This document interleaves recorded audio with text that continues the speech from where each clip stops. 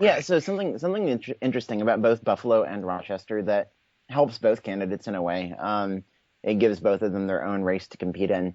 Buffalo and Rochester both have their own congressional districts that are entirely located and centered around the city, and likewise, both districts have, or both cities have suburbs that are part of their own district as well.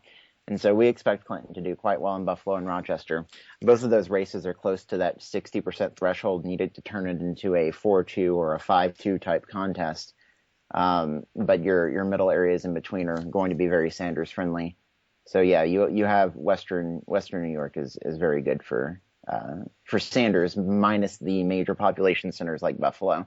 And you never know. We were talking earlier about how the Midwest is a bit different from some of these, from say what we expect New York to be. And while the city might follow a different pattern than the Midwest, Buffalo very well could follow the same pattern that the Midwest does. And if it does, then we might see very, very close contests, even in the city areas.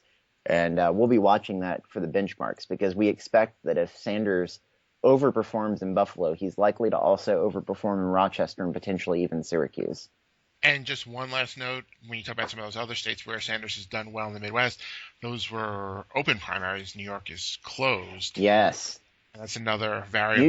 New York is the ultimate closed primary. If you wanted to register as a Democrat, if you were an independent coming into this race, you would have had to register all the way back in October. Now, new registrants, people who have never been registered before, they were able to register, I believe, up until even this week, and still are No, it's like 2 weeks 2 weeks ago. Well, there you go, Yeah. exactly.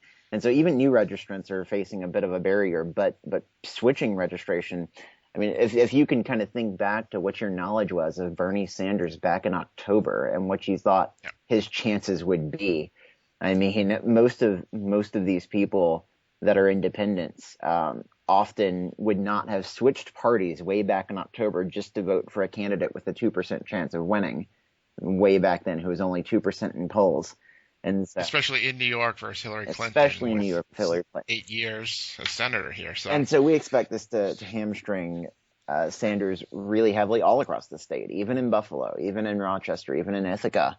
I mean, with an open contest primary, we modeled it, and if the contest were open, this would be a 51-49 type race.